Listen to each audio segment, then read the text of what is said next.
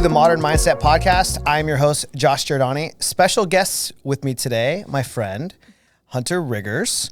We've known each other in the real estate industry for a long time. She's been an escrow rep. Now she's working for Fidelity National Title on the commercial side.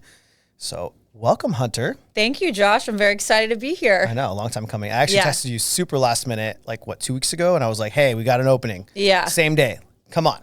But it didn't work out. It's all good. No, now I got a 24 hours notice this time. You did, which worked out perfect. Yeah, it did. So tell the people that don't know you a little bit about yourself. I know your college story, all your sports, all that stuff. Yeah. So name is Hunter Rittgers. I am born and raised San Diego. I left San Diego for a little bit, went to Clemson University, played soccer all 4 years there. Came back. My degree was actually in sports marketing, and I did that for about a year when I had graduated and loved it. Was a really great experience. Got to meet a lot of pro athletes, do a lot of events, and it was a lot of fun. Kind of a good place to get my feet wet in the sales industry. I was selling sponsorship packages for events, and my whole family was real estate. I grew up surrounded by it, but I, being the rebellious child that I was, wanted to do anything but what my family wanted me to do. So, my dad's side of the family, they ran a mortgage company when I was growing up. I remember literally being 4 years old and penciling on loan docs and shredding paper in the office. And then my mom went into the industry when she went back to work 12 years ago, became a title rep on the residential side. My sister didn't even go to college, went straight from high school to becoming a transaction coordinator. Now she runs a very successful business of her own. My aunt's still an active lender. So they really wanted me to be a real estate agent. And that's what they kept, pushing on me. But I was doing the sports thing, really liked it. Knew San Diego was kind of a small market for the sports world, and if I really wanted to pursue that, I'd probably have to go, to LA or another market. And this was also when the Chargers were leaving, and that's a story for a whole other time. And then the regional manager for my first escrow company started recruiting me, knew who I was through my mom, said, Hunter's already in sales. I really need a sales rep. Would she come over? And I was like, what is escrow? I don't even know what that is. How am I going to sell it? But I'm lucky that my mom happened to be a title rep at the time. I got a feel for what she did on a daily basis. And I was like, okay, you know what? I'll figure it out. I'll learn. So here we are 7 years later, still in real estate. Now I moved to Fidelity in May. And so now I'm with the National Commercial Services Division, really focusing on nationwide commercial business. And I love it. It's not what I expected to do. Title insurance wasn't what I grew up passionate about, but I love what I do every day. I like who I get to work with, the deals that I'm a part of. So it's been really good so far. Yeah, and it's I worked with your mom at F&F. Yeah. So, well, technically at Lawyers, and then she went to Fidelity. And then she's retired now, basically. Yeah, right? so she is actually an agent now. Oh, nice. So we did a little flip-flop. I went into title and she took the role she wanted for me. I feel like that's why I love real estate, though. There's so many different avenues you can go into. When I first got in, I was an agent from 2009 to 2017. Then went into title insurance, and then obviously still in title insurance, but now invest in real estate and diversified and all that different stuff. But I just think there's so many different avenues. Even if you hate being a realtor, the affiliate side, as long as you make the right connections and get in, because we are in one of those very cliquey industry. To be on the affiliate side, you kind of have to know someone to get in to the inner circle of being hired at a title or escrow company. I really think that that's very true. Yeah.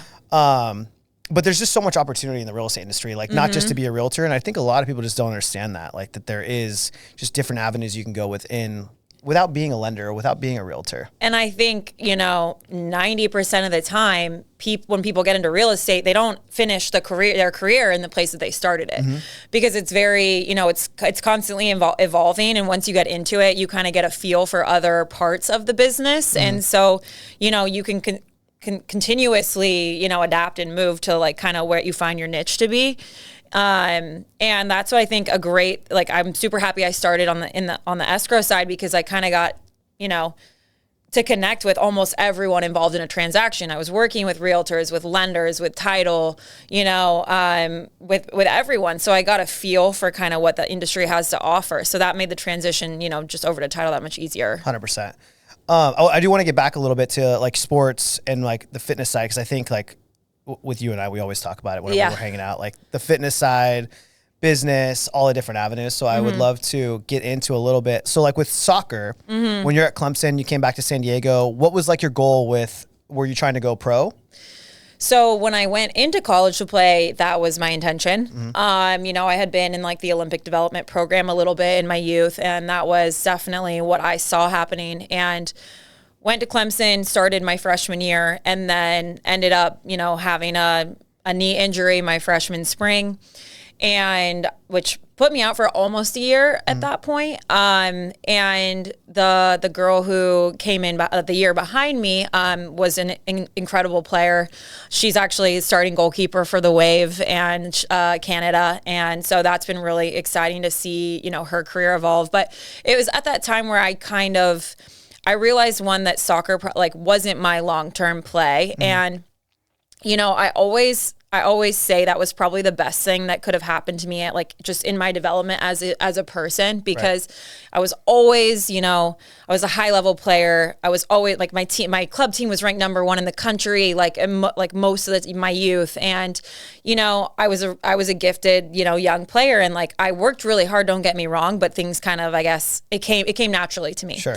So for the first time in my life and career, I was like, you mean I'm not just going to walk out and play? And so I really had to switch my mindset and learn how to be a different part of the team without being a starter. And like I said, I think it was one of the best things to happen to me, because I had to learn how to adapt. And when I went into the workplace, and then I was bottom of the totem pole, I'd already kind of been through that mentally. Right. And I think I see that with a lot of my friends who were collegiate athletes, and they were like the top dogs, and then they get into the workplace and they're like, they don't know how to climb that ladder again. 100%. So I think it was one of the best things that happened for me. I think a lot of you see those sports athletes who get injured and all that stuff, and they get depressed, right? Because they're not at their highest level. They're playing at this level that they used to play at, where you're sitting on the sidelines watching, you're like, shit, I just want to get in there. I just want to go. And I think I see that it's very hard for people who are really high level athletes to get into the workforce and not be the #1, which I'm sure fitness probably came into play. Yeah. Is that when you started competing and? Yeah. So, when I had graduated, I was just working out, for fun, but I missed having something competitive. I actually hadn't really anticipated to get into bodybuilding. I actually met with my first coach just to start working out and getting in shape again. And he just happened to coach competitors. And he was like, you have a really good, foundation from playing soccer your whole life. There's a show in 10 weeks. Just do it. Being the impulsive person that I am, I was like, sure, why not? Right. It would be good to, give myself an end goal. So I just anticipated doing the one show, trained for 10 weeks, did the show, placed 5th, and the competitor in me came out, and I was like, that's not good enough. Yep. So there was a show 6 weeks later that I just went straight into, and that was going to be it. But I ended up winning my class in that show, and which qualified me for USA's a couple months later in Vegas. So stayed on prep, went to USA's. There were, I don't know, 30 to 40 girls in my height class. I took 6th, top 2 went pro. So, for my first real season, it was, I did really well. But it was just so hard on my body. I was 22, had to be put on hormone replacement therapy. Yep. And it blood work was a mess. So it took me a couple years to really, luckily I was young and bounced back. And I did another show in the beginning, this was 2017, did another show in the beginning of 2020. But after that first season, my body just started fighting me. Yeah. It was like, we don't want to do this anymore. I just couldn't quite get to that level of leanness. And no matter how hard I tried, and, it's still I feel like I'm still picking up the pieces and dealing with the aftermath of what I put my body through. 100%. So, I don't regret it. It was a great experience, but it's just not worth the long term. It's not a healthy thing. Like competitive bodybuilding, competitive, like competing in general is not healthy. Yeah. You're putting your body through like so much stress, and even dieting, like getting to a lean body fat percentage. Like when in 2017, when I, like, that was the leanest that I ever got back then, it was awful. Like awful. Like I felt like shit all the time. Yeah. I was always tired. Like your sex drive is off. Like your body just doesn't, like, it's shutting down. Yeah. Like it's starving. Yeah. You know? So, yeah. and for women, like, actually, well, for women and men, the hormone stuff comes into play big time. Yeah. So when mine, like, I didn't compete, but when I did that, like, I got tested for testosterone afterwards. I was at the lowest point that I could have been. Yeah. And I never recovered from it. Yeah. So I ended up having to go on hormone replacement. Yeah. And I haven't been able to get off ever since because my levels have never come back to normal. Yeah. But I know for women, like, sometimes they don't even get their period back. Mm-hmm. Right? Like there's a lot of like, and it gets to a point where it's almost like really unhealthy with women and men when they're looking at themselves. We've talked, like, when we're drinking and stuff about like body dysmorphia, but I think like fitness, that industry is really hard to watch because you see a lot of people who were like really strong competitors, like in their 20s, and now they're in their 40s, but they're still like completely shredded and they can't let go of just like eating and enjoying themselves and being normal, because they're always having that like, I need to be shredded year round mentality. Yeah. I mean, I remember when I was like in it, and I was like, I looked ill. I was so lean. Right. And I remember like being close to a show and saying, "Oh, I'm bloated. I'm holding water. And people would be like, "What are you talking about?" But I couldn't see it. And now I look back at photos, and I mean, there was not an ounce of body fat on me. And but I couldn't see that. And so then like you start to put normal amounts of weight on and go back to looking normal. And all of a sudden you're like, oh my gosh, I'm huge. Like I'm fat. Like, and you know, like and then it's a vicious cycle of doing the yo-yo diet again, like going up and down and starting a diet. And then you're like, it's never ending. It's never ending. And it's, you know, it's a daily battle for me. Because once you see yourself a certain way and you attach, you know, that's like the unfortunate part about social media too, is like you get to this place and you're getting all this external validation from other people. Like, oh my gosh, you look amazing. Right. This is so cool. Congrats. Like, and you're attaching like that gratification and like to the way that you look. And so like, as you get away from that, it's like, you know, and like, I grew my social media platform as a fitness influencer. And so I'm not that anymore, you know, at all. Like I work out because I like it, but like, that's just not who I am anymore. And so you start to feel like an imposter, like, well, I don't look shredded. Like you almost like shut down. So yeah, it's, I think the mental aftermath is probably the biggest downside for people that get into that sport. Yeah, 100%. And I think like when I first started getting into fitness, this was like early, maybe like 2011, 2012, but it was like casual. I think I was like always like skinny fat when I was younger, but I was called fat when I was in high school. Like we talked about that. Yeah. And, so like I didn't know how to like diet or do any of these things, and there wasn't like the internet and all that stuff. But now like with the internet, like I compare myself to other people on Instagram all the time. And I'm like, wait, like I go to the gym that much. Like I dieted. Why am I not looking like that? Yeah. Like why does my chest or arms like aren't as big as theirs? Yeah. But it's just a weird, like, it's just not healthy to do. And I think sometimes like, you know, now actually coming back from the wedding, like we were like dieting and kind of just like trying to just be good. And it's nice to like come back and just be like, okay, I'm still going to go stick to my normal like gym routine. Yeah. But I had a box of cookies last night, Yeah. but I still feel good in the morning. And I don't like, maybe I feel a little bloated, but I feel healthy. Yeah. You know, I don't feel like shit. Yeah. Right? And that you're tired and lethargic all the time. And Yeah. like that you're forcing, you know, to diet when you don't need to be, right? Yeah. Because like now with our careers and everything else, like what's it for? Yeah. You know, like really it's not for us anymore. It's for other people. Yeah. In a sense, if we were to diet, right? Yeah. It would be for external gratification and not for like, hey, we're just chilling. Yeah, exactly. I mean, and like the reality is other people don't care. They don't give a shit what you look like. Right. And the chances are they don't even notice. Like, I mean, I know for me, like if I even got like a few pound fluctuation, like when I looked in the mirror, I saw a huge difference. Yeah, me I was too. like, oh, this is so noticeable. No one else is going to see that. No. And like, I mean, the most attractive trait you can have is confidence. Like, be confident in yourself, you know? And I think like I've always looked around at people and been envious of that, of people who are so confident in themselves no matter what. You know, I have girlfriends who are like, yep, I gained 15 pounds this year. Did it affect anything that they did? Did they still enjoy themselves? Yes, you know? So it's like at the end of the day, and like it's so cliche, but truly you don't know when your last days are. And I think that was the biggest thing for me, because I sat out from so much in my 20s. Like, you know, I'm almost 30 now, and just now, like, am I starting, like, it was just really in the last year that I said, I'm never going to do that again. I'm never going to sit out of a big event. I've missed people's birthdays. I've missed family members' events, like, and I've made excuses for it when at the end of the day, the excuse was because I was afraid of the calorie consumption. And I just feel like I missed out on so many things. And then it's like, for what? And I just like, finally was like, I'm never going to do that to myself again. Right. Because at the end of the day, it's probably not going to make a difference. No.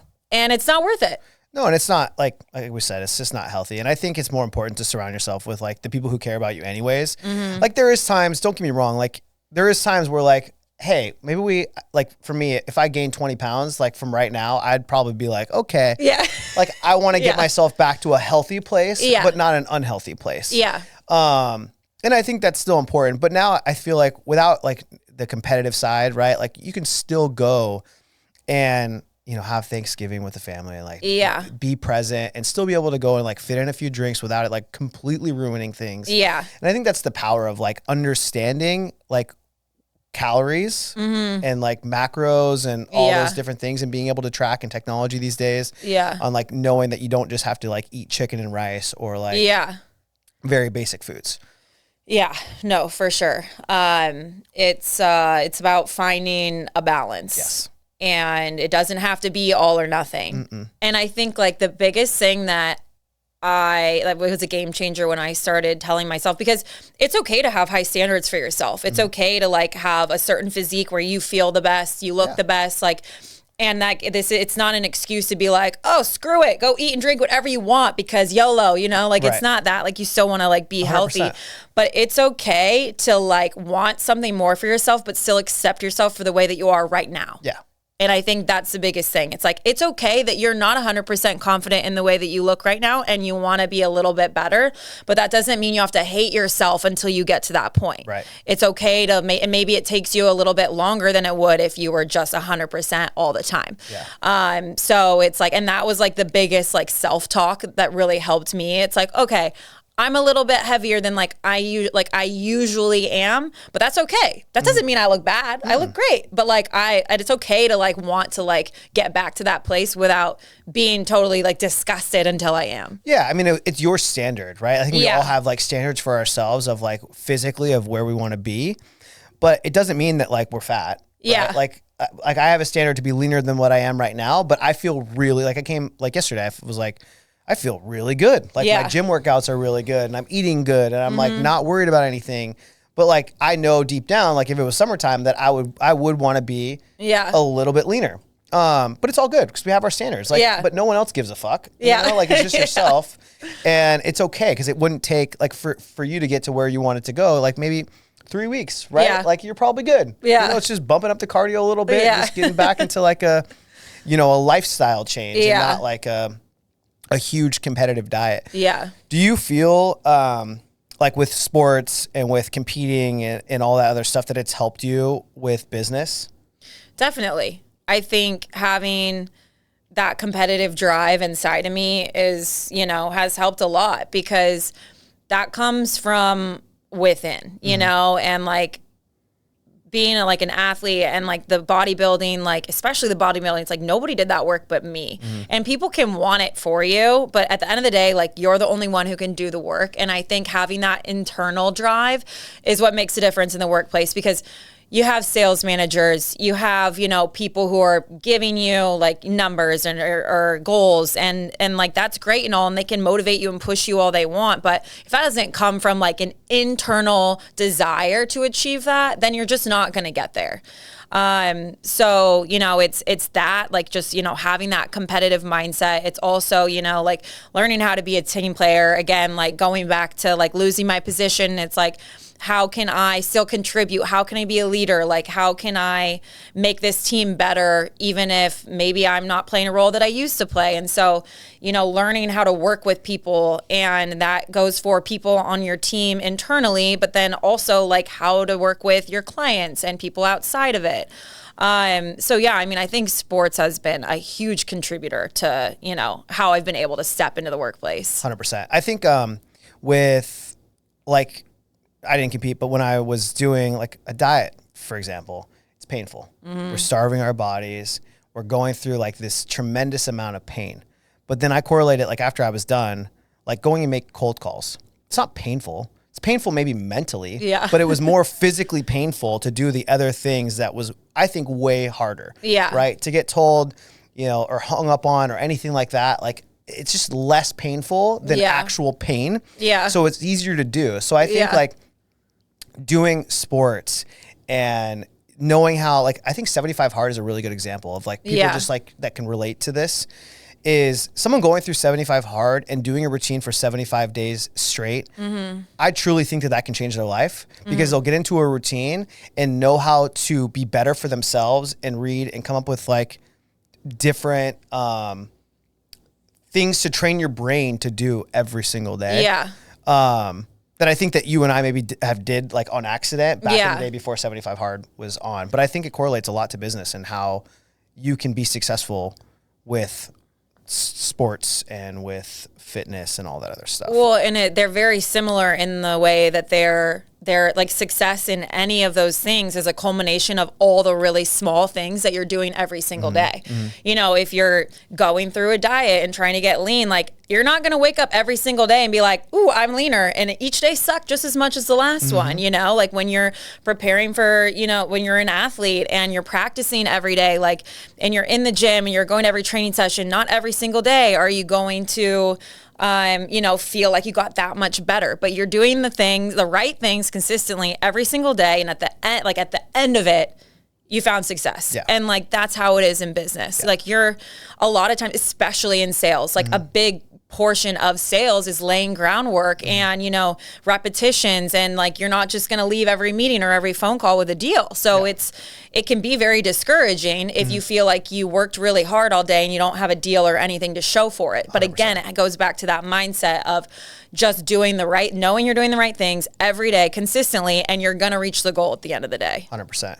What do you think the difference is, or not what do you think the difference is? There is a big difference because we both know. Escrow versus now commercial title.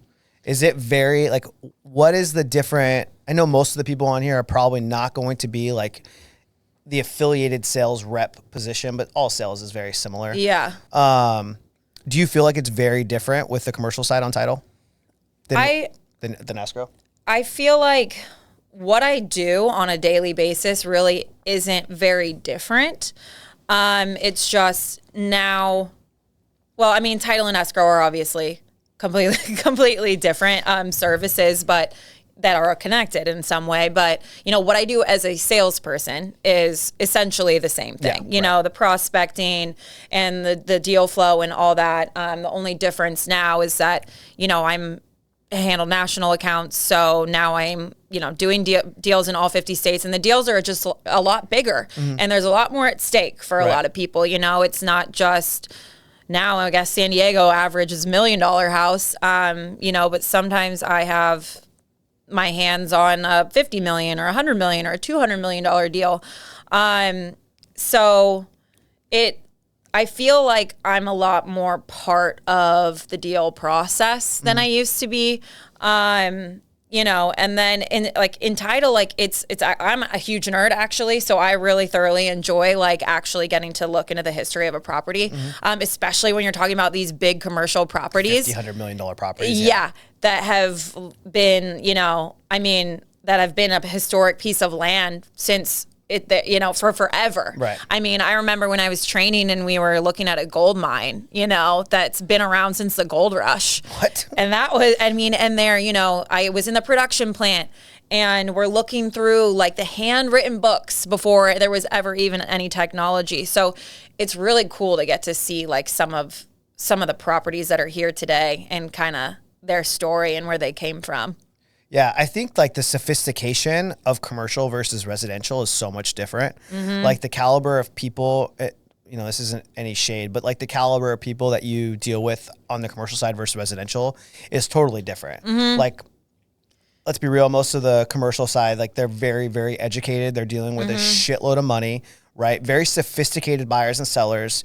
It's just a different beast, but it's also like a numbers thing. Yeah. I had Alexio Barbo before you came in, and it's funny. I hated when I was like an agent like on the residential side because I hated like I don't like the carpet, I don't like the paint, and so like all that stuff just bothered me, and that's why I got out of real estate as an agent because I just didn't enjoy that piece of it. But like with commercial, it's just all numbers. Like, does a cap rate? Does this thing pencil out? Yeah. Is this thing gonna make me money?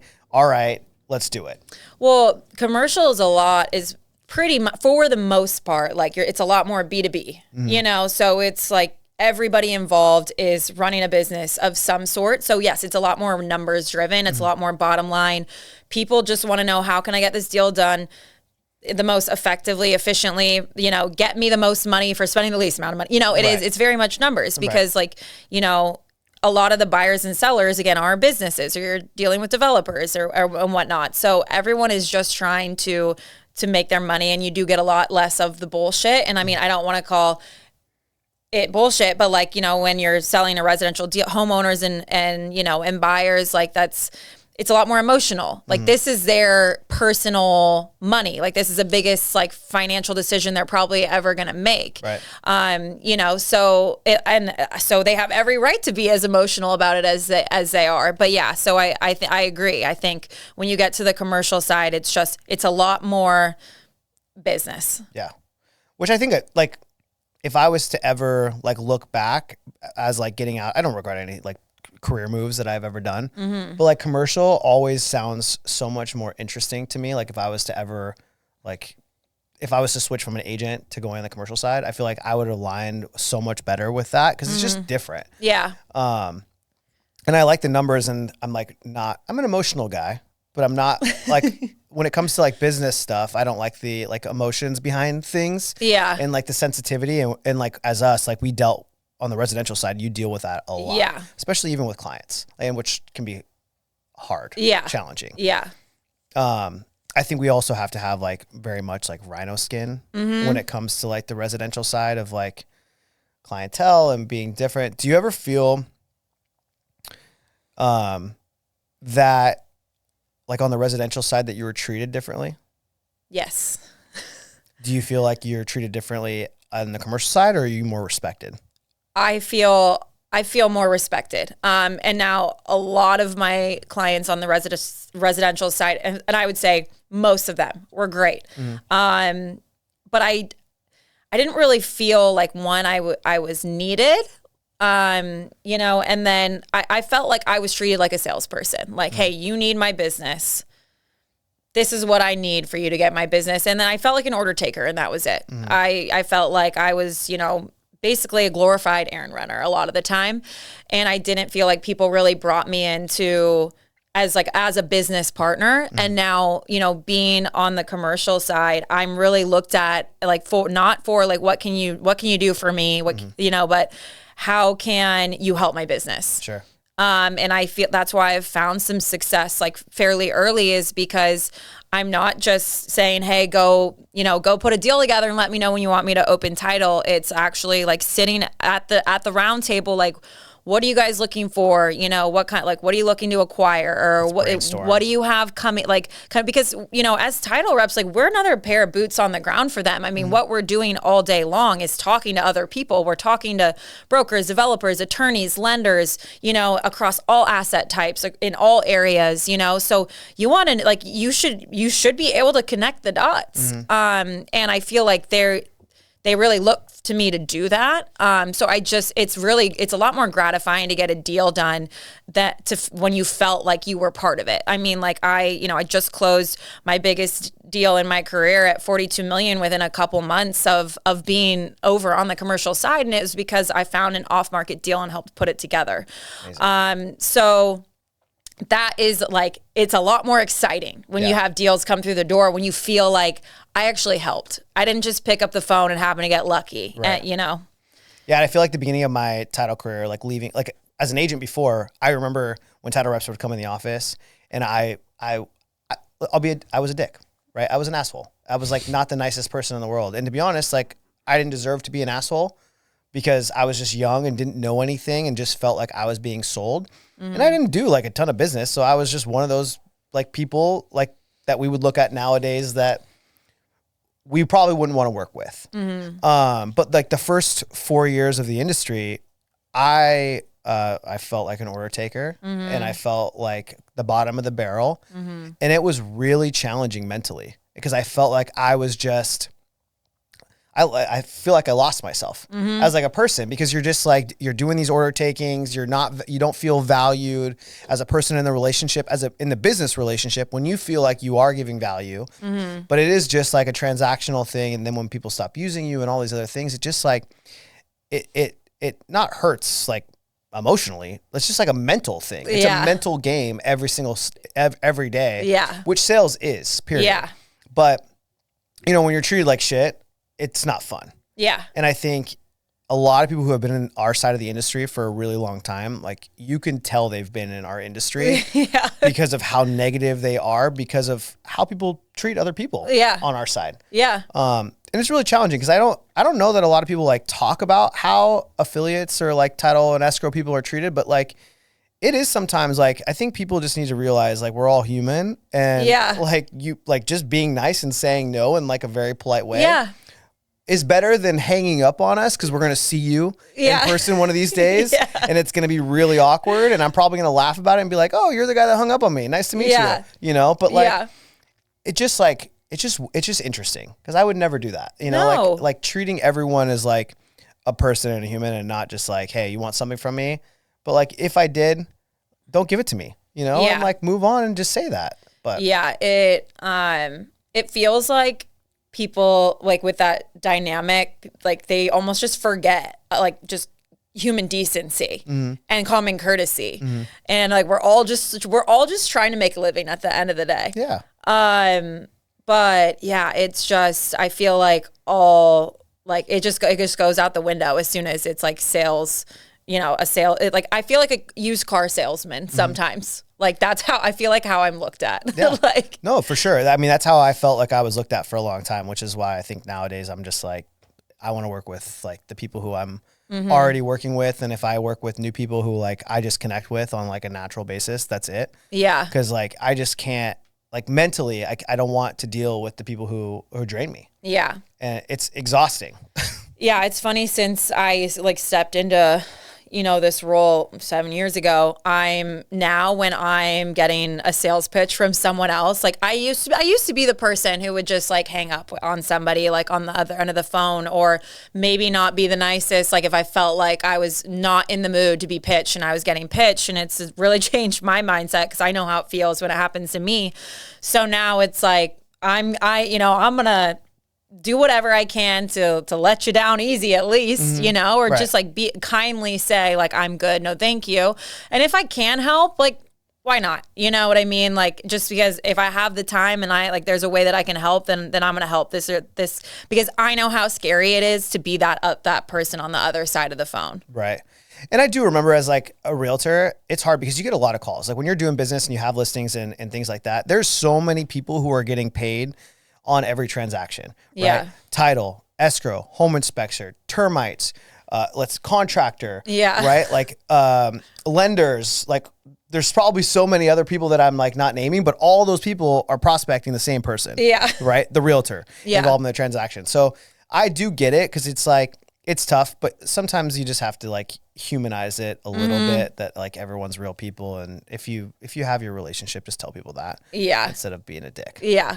I'm curious because I've gone back and forth with this, and obviously a part of, sales is cold calling but to your point, I've talked to lots of residential, commercial, agents like who, when they have these listings, like the floodgates open and everyone's coming out of the woodworks.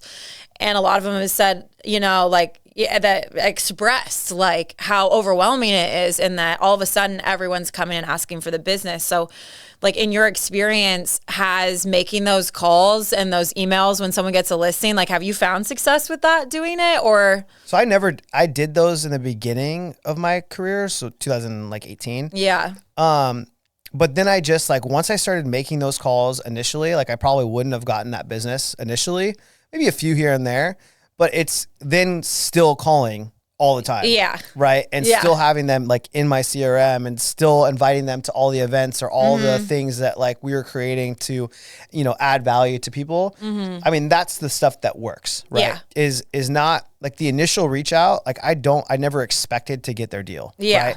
You try to, give them some type of pitch to get the deal.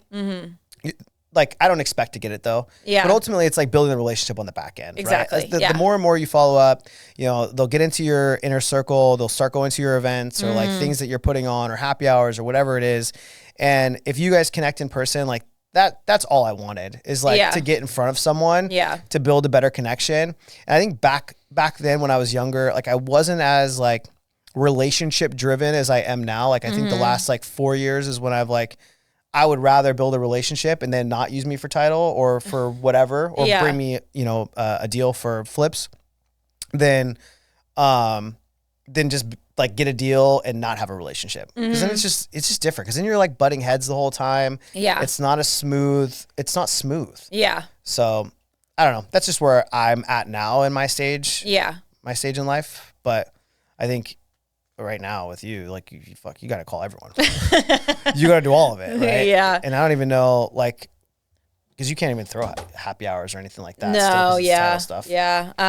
But yeah, no, I agree. And I think at the end of the day, it all comes down to a relationship. We're in a relationship business and you have to establish, a level of trust when someone's going to put their money and their client's money in your hands. Right. So, and that doesn't come quickly, right? 100%. I mean, I think sometimes you are gonna have the one-offs where you catch somebody who might not have a title relationship and they need somebody and you find them at the right time. But for the most part, like especially like I know I'm up against relationships that have been intact for sometimes 20, 30 plus years. I don't expect to pick up the phone and break that relationship, but it's like, it's making the contact and then it's just not like being there as a resource. 100%. And like, I'm never going, if someone says, hey, I'm tight with my title person, now's not the time. I'm never going to say, all right, lose my number. Yeah. It's like, well, let me know how I can be here for you. I'll be here for a second opinion. Even if I'm not working on the deal, let me know if I can help and just continue to, bring value to the table, be there as a resource. And you never know what's going to happen in the future. Maybe someone retires, maybe someone screws up, which happens, so, it's just, you got to play the long game in this business. Yeah. 100%. Do you want to talk about dating? Do you want to talk about the single life? It'd be kind of fun. Fuck business. We can talk about like some interesting stuff. All right, sure, why not? I can't talk about like being single anymore because I'm technically married. I am married. Technically. So tell me about this app. Yeah, Raya. Raya is a dating app. For I guess. Are you getting nervous? You're touching your hair over there. I guess you would consider it for like business professionals. It's known as the celebrity dating app because there are some on there. You see some athletes, but for the most part, it's just it's like a higher threshold, I guess, or harder to get accepted into. So a higher net worth dating app. I guess, yeah, like in general. Okay. Yeah. So, have you seen that thing with Sophia Franklin where she asks like people's bank account? No. So she's like, it's the girl that called her daddy that like left or Yeah. whatever. I always see these TikToks of her like asking for guys' bank accounts on the first date, like jokingly. Have you ever done that? No, never. I feel like if you're on that app, then at least you'd know that like maybe that they would have a high net worth because it has to be like referral basis only. Yeah. I mean, I would say I wouldn't say that's everybody on the. I mean, to be honest, like that's never really been my like a big priority of mine. Yeah, I don't see you as like. No. Yeah. It's I mean, it's always a benefit, I think, for anyone to like date someone with money, but like I would never picture you as like a like need to date someone for money. Like I feel like you're like no, I mean for me personally, like I doesn't really matter who I marry. Like I'm never going to just not work. Like my career is what makes me feel good about myself and having like my own success. So it doesn't really matter. I could marry a billionaire. Like if he said, quit your job, I'd say, no, thank you. You know what I mean? So that's like, like a big part of my identity is growing like my own career. Yeah. So it's never really mattered to me. But then also, you know, I've dated some people where they were a great resume. You know, they were everything that I said that I wanted. And, you know, across the board, like checked every box, but then the chemistry just wasn't there. Right. And I like, when you feel that spark with somebody, like to me, that is so much better than feeling like, you know, you're just with someone like who checks the boxes. So like, I feel like I've dated enough, you know, to like kind of have dated, like I've dated people who like are still building and in a growing phase, but like we had an amazing connection. I've dated guys who were wealthy and it just wasn't there. Like, so I've seen it all. I've been a part of it all. And I'd way rather find somebody who I have like a great connection with and then we can build together with, because I'm certainly not where I intend to be in my career. So who am I to sit here and say, you need to be established, you know, like I'm not there yet. Like as long as you're still in your 20s. Yeah. Like as long as you know where you're going and you have the ambition, the drive, we are on the same page with the kind of life that we want to provide for ourselves and a family, then that's good with me. Yeah. 100%. And I feel like as like me being your friend, like I feel like you're a very mature, like 20-year-old. 29. Let's go. You know what I'm saying? 20 something. Let's not get people confused. She's 20 years old. I feel like you're a very mature 29-year-old. There's not a lot of like, I feel like I always hang out with older people just because I'm mentally, I've always felt like an older person than what I was. Yeah. But I don't know that I was ready to like be like when Whitney and I got together, it was 7 years ago now. But like from 28 to like 31, I feel like I was still trying to like figure myself out. And as a guy, like trying to figure yourself out, you're not ready to like, you're in a relationship. Like I'm not talking about like committing in terms of like cheating, but like I wasn't ready to like fully commit or propose. And like I took things a lot slower because I didn't feel like I was like fully developed in my career. Because I think those next steps, now I'm married, but I can provide. And I, as a man, like feel better about knowing that like if the next steps were kids and those things, like I wouldn't be nervous to do that. If I was still like in a building phase, it would be really hard to do that. And so I'm sure like you're probably looking like dating older-ish, or are they still your... And it's like, I historically I have a little bit older. But it's funny, after I got out of my last relationship, I really got into, like I started going to hypnotherapy, and I got really into like understanding not only my own mind, but really trying to understand other people. And I read a lot of books. And it's funny you're saying that, because there was one book I read by Alison Armstrong that actually goes over like pretty much is like, it's a fictional book, but discusses the stages of development of men, and like how, I mean, like when you're in that, like that phase of wanting to grow, you know, to build. And like, there's a lot of guys who, you know, don't even want to take that next step in life until they feel like they have gotten to that point. And then, but it's still possible for them to go through that being with a woman, but the issue is women can't understand what they're trying to do, and so they can't be the part, like their partner's support that they need throughout that phase of their life. Because the biggest disconnect is that women expect men to act like women and like to act, like to think the way that we think. So we're like, he's not paying enough attention to me. He doesn't love me because he's spending all this time at work. Like they can't understand what they're trying to do, and so then there's just a clash. Right. And So it's not that it can't be done like at the same time, but it's just that there's such a disconnect, especially in today's world where, we're in this era of women empowerment and equality, which is great. It's long overdue. But at the end of the day, like we're all psychologically wired the way that we are. Mm-hmm. And, now we have this power struggle and men can't women don't want to act like we need men or so they don't let men be men, mm-hmm. So it's been really, really interesting kind of diving into that and really trying to understand the difference between men and women. I think that's helped me a lot as I date because I'm not taking things as personally. I feel like I understand people for where they're at in life. Mm-hmm. And instead of trying to make people be where I am, I can understand where they are and just try to be the support. Right. Or where you want them to be. Exactly. Yeah. Cause I think a big because there's totally different stages in life. And I think women too, you guys go through stages of life. Yeah. That's totally different than what we go mm-hmm. through.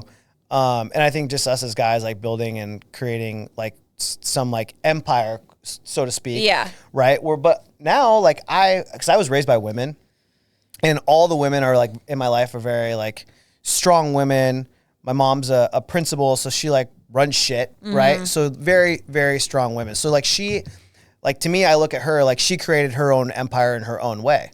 Yeah. And, so I love, I'm all about women growing their own shit. Yeah. And I think now present day, women almost are like men mm-hmm. and what men used to be is mm-hmm. now I think we're always equal. Yeah. There was never a difference where men are here, women are here. I think we were always an equal playing field. I think now just women are taking off and just being badasses. Mm-hmm. And it's just totally different because now it's just acceptable where it wasn't acceptable 20 or 30 years ago. It's just totally different. Yeah. Do you think that? Yeah, no, I agree. I think historically, there were definitely gender roles and right. But I think it's now women are breaking through those glass ceilings. And it's almost a lot of women feel they can't let a man be super masculine and still have this as much power as them. Mm-hmm. You can still be you're equals in a relationship, but you can still let a man be a man. Mm-hmm. You don't have to emasculate them to feel okay, I can do just as much as you. Mm-hmm. I don't need you. Right. You know what I mean? Right. So, and I think that's just been the biggest disconnect between men and women in modern times. Mm-hmm. It's we're all animals at the end of the day. We can try to fight it as much as we want. Right. But men have certain psychological needs and so do women. So we don't have to fight against that in order to be equal partners. We just have to know how to support each other in those needs. 100%. Do you feel those books helped you? Do you psychoanalyze the guy that you just went and met with? Sorry, we can edit that part out. With dates that you have gone on recently, do you feel you've psychoanalyzed them because of the books? No, not at all. In fact, it's weird. It makes me almost just kind of I feel I get it now. I think more so it's an internal thing because I used to get super in my head. What does this mean? You know what I mean? Am I doing something wrong? And instead I'm just kind of okay, I understand where you're at. And so I'm not going to take offense to the way that you're acting. Mm-hmm. And I'll pick up on things all the time. Even, with my friends is when they tell me stories, when they're dating. This is actually a really funny example. So, one of the big takeaways from these books is that, a big difference between men and women is that men are very single focused, whereas when they're focused on something, that's what they're focused on. If they're at work, they're thinking about work. Women, our minds are on everything at all the time. We're thinking about our friends, our family, our jobs, everything at once. So we'll be at work and we're thinking about the guy and we're well, I'm thinking about him. Why isn't he thinking about me? Mm-hmm. And it's just that's just not how it works. Mm-hmm. They're focused on work. And then as soon as they come up for air, they're oh, I'm going to reach out to the girl I like or whatever, you know? So, but I was actually at my sister's house and I was talking to her about it. And her fiance came downstairs and he was I'm kind of hungry. And we were yeah, no, like we're hungry too. We should get something. And so like we're like talking whatever, and then all of a sudden he's gone, and we're like, what, where'd he go? And she called him like, and he's upstairs, and he's like, oh yeah, no, I just grabbed some chips and I went back upstairs. She's like, but we were all hungry. Like I thought we were gonna get this. And I was like, but I just started laughing because I wasn't even mad. I was just like, he was like, I'm hungry. I'm going to satisfy this need Right. and go back upstairs. Yeah. But it was like, but like you think about that in a marriage situation where like if a husband did that, oh my gosh, they'd probably raise hell. Like you're so inconsiderate. Like what? Right. What about me? What about my needs? Yeah. If Whitney was to come home and I was like, oh, I'm hungry. She's like, oh yeah, I'm hungry too. And I made myself like dinner and didn't make her dinner. Like I would be in so much trouble, you know, like she would be like, what the fuck is wrong with you? Like, why wouldn't you make me dinner? But it was so funny. Like we just started like busting out laughing because I was like, I wasn't even mad because I was like, he didn't mean to like, you know, disregard our needs. It was just, he had one, he satisfied it, and that was it. There was this meme the other day. This is kind of sort of off topic, but like marriage topic, which is kind of funny. I'm like such a fast eater. Like I just like if I'm making dinner and I make dinner at the same time, we both sit down at the same time. 30 seconds later, my plate is completely gone. It's in the dishwasher and I'm like going and doing things. And she's like, wait, I thought we were having dinner together, but my plate's like gone and done. Yeah. And she's like still eating. She's had like 3 bites already. There was this meme that she showed me recently of like going to dinner with like your husband or your significant other and the guy's plate's like empty and hers like just got like is still fully there. It's just funny, like how, as you like get older and like dating and like you start noticing like little things like that like guys and girls do differently. Yeah. But you just have to adapt and like deal with it. For sure. But yeah, no, it's been fun. Like it's been funny to kind of just like read those, kind of learn about like all that psychology and then just see it out in the wild. Yeah, for sure. Big goals. Like next 5 years, next year, anything that like you're like really excited about or that you are trying to work towards? I mean, right now I'm just still, you know, I'm new. You know, I just went through my projections for next year. And I've got some like big deals hopefully in the pipeline, but yeah, I mean, I've set pretty high goals for myself as far as, you know, what I'm going to do work-wise, but I feel like I'm just really starting to get my feet wet in a sense. Yeah. So yeah, I mean, next 5 years, like obviously I would love to be at the top of, you know, the list every month for revenue. So yeah, we'll see. Yeah. Oh, that's exciting though. Yeah. Yeah, I mean, I think something new, something fresh is like kind of like invigorates you, at least for the next foreseeable future until maybe you get burnt out. Who knows? But, don't be old and grouchy like me. Yeah. Well, thanks for coming on. I appreciate you. This is a long time coming. Well, for sure. Sort of.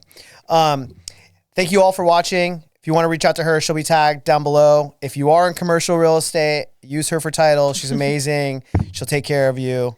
Thank you all, and we'll see you later. Thanks.